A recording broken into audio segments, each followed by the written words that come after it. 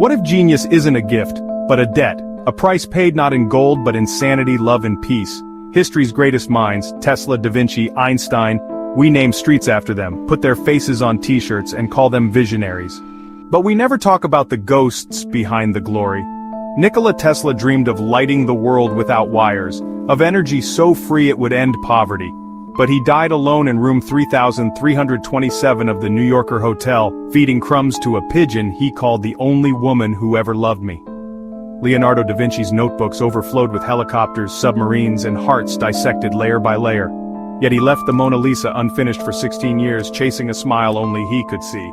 And Einstein, the man who bent time itself, wrote heartbreaking letters to his schizophrenic son, begging forgiveness for being a stranger to my own blood.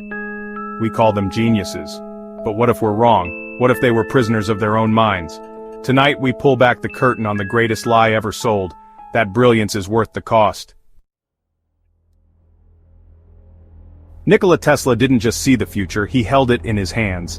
In 1899, his Colorado Springs lab became a theater of lightning. Towers spat 100-foot arcs of electricity, light bulbs glowed without wires, newspapers called him a modern Prometheus, until they called him a madman.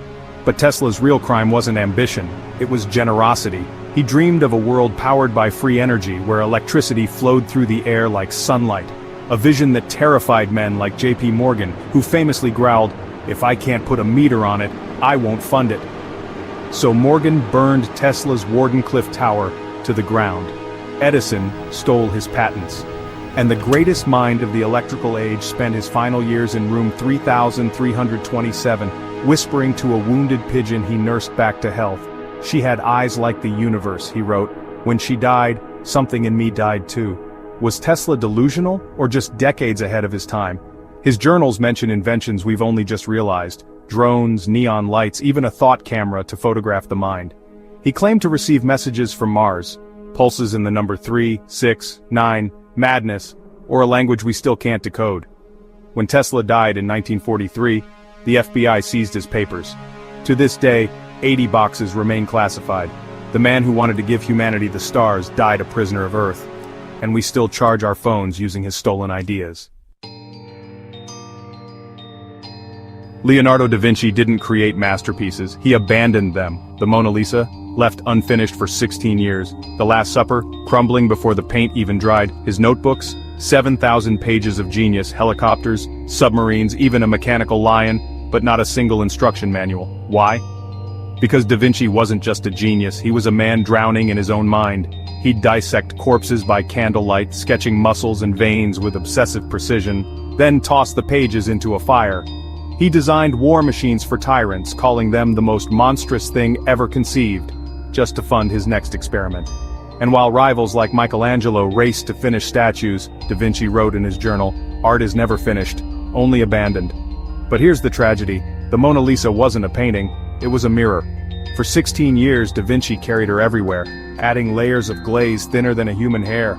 Infrared scans reveal 3 different women beneath her smile: a mistress, a secret lover, or a shape-shifting self-portrait of Leonardo's own fractured soul. He died in 1519, convinced he defended God and mankind. Yet today, surgeons use his robotic heart valves to save lives. Pilots fly using his aerodynamic codes, and the Mona Lisa, his unfinished failure, draws 30,000 weeping visitors a day. Da Vinci's curse wasn't a lack of focus, it was seeing too much. Every stroke of his brush asked, what if I could make this perfect? And perfection, as we'll see next, is a cage even Einstein couldn't escape. 1905. A 26-year-old patent clerk scribbles equations that crack open the universe. Time bends, space warps, energy becomes matter. But while Einstein rewrote the laws of physics, his own life spiraled into chaos. His first wife, Mileva Maric, a mathematician sharper than most professors, helped him unravel relativity. But as fame grew, Einstein abandoned her, calling their marriage a failed experiment. Their son Edward, who inherited his father's genius, later wrote from a psychiatric hospital, "You solved time, father, but you never had any for me." Einstein's mind lived in the stars. He called his breakthroughs thought experiments, visions of riding light beams and falling elevators. But at night he wrote letters to dead friends, haunted by quantum mechanics randomness. God does not play dice with the universe. Yet in his final years he admitted, maybe I'm just an old fool who can't keep up. But Einstein's greatest tragedy wasn't personal. It was seeing his equations turned into weapons. In 1939, he urged Roosevelt to build the atomic bomb before the Nazis. By 1945, Hiroshima burned. Einstein, the pacifist, became the godfather of annihilation. Had I known, he said, I would have become a watchmaker. The man who taught us that time is relative died in 1955. His final hours spent drafting a speech for Israel's independence and ripping it up. On his desk, an unfinished equation, a half-eaten apple, and a photo of Mileva from their student days.